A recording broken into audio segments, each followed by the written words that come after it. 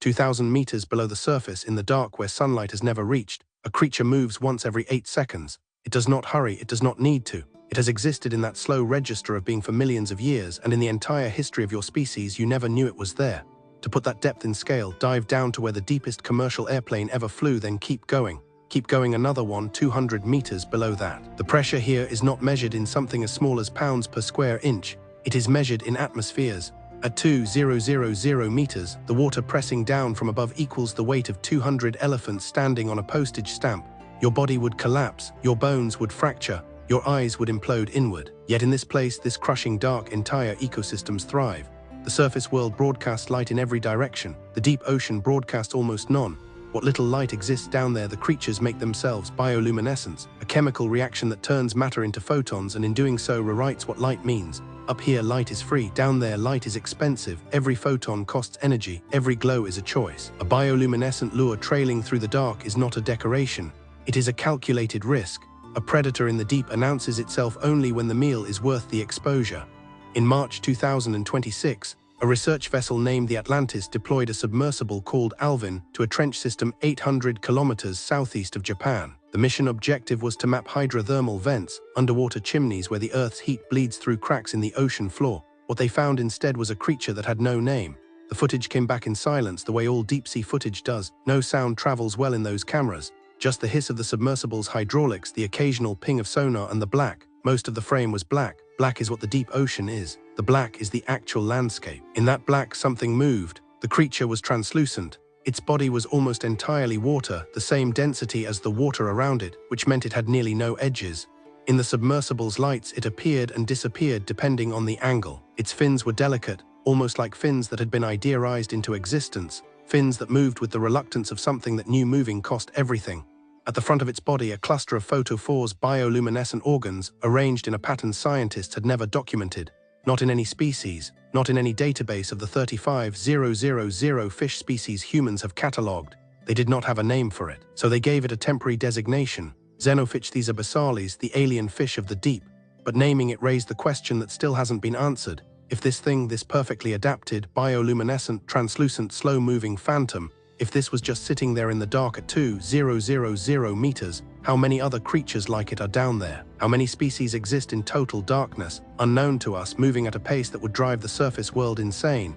Consider what we know about deep-sea creatures. They are almost universally small. The ocean, you would think, would produce monsters. Instead, it produces patience. A Dumbo octopus named for its ear-like fins weighs less than a penny and moves through the water at roughly the speed a human fingernail grows.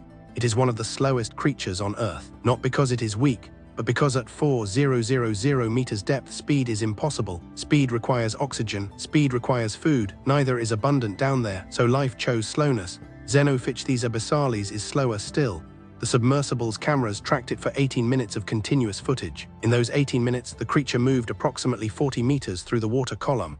That is the length of a school bus. 18 minutes, for a school bus's distance, 18 minutes. The creature did not panic when the submersible's lights found it. It did not flee. It continued its slow drift, its fins moving every 7 to 9 seconds, a rhythm that suggested not exertion but the minimum requirement to stay suspended in the dark. But here is what changed everything: the creature's bioluminescence pattern.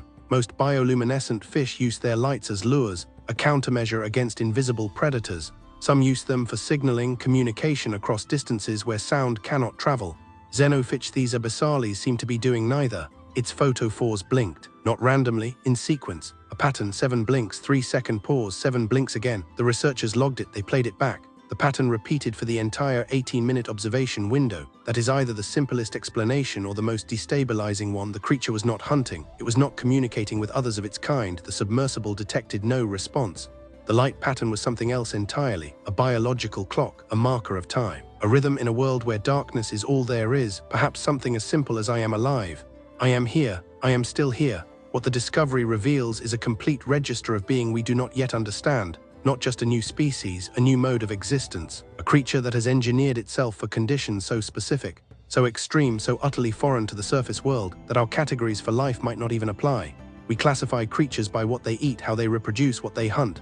But Xenophytes abyssalis does not fit neatly into any of those categories because all of those categories assume a creature must compete, must react, must constantly optimize for survival against competitors. But at 2,000 meters, there are no competitors for most things. There is only time, infinite, crushing, absolute time.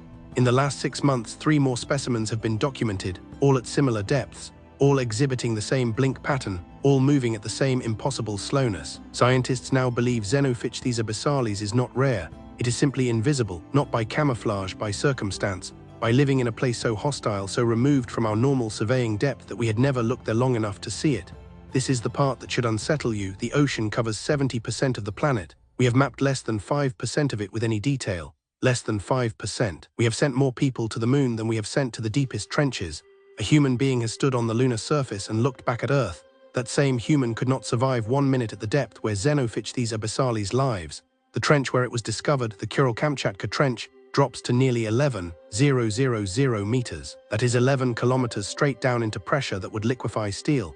We do not know what lives in the deepest parts of those trenches. We have no footage, no specimens, nothing. For all we know, the creatures down there could be moving at a pace so slow we would need weeks of footage to see them change position at all. The real revelation is not that a new species exists. The revelation is that existence itself operates on registers we have barely sampled. The surface world air light speed competition is not the default. It is an exception. The default is darkness, cold, pressure, slow patience. An entire planet underneath us moving at a rhythm so different from ours that it might as well be alien, which it is. Utterly alien, and it was always here. Why does this matter now? Because in 2026 we live in a world where every square inch of the planet is supposedly known, every corner mapped, every mystery resolved or at least categorized. We have convinced ourselves the world is small, optimized, surveyed, but the ocean is not. The ocean is the last frontier we share with creatures we do not understand. Every dive reveals not answers but deeper questions. Every new species found at depth raises the probability that life, real, complex thinking life, exists in forms we have not yet imagined.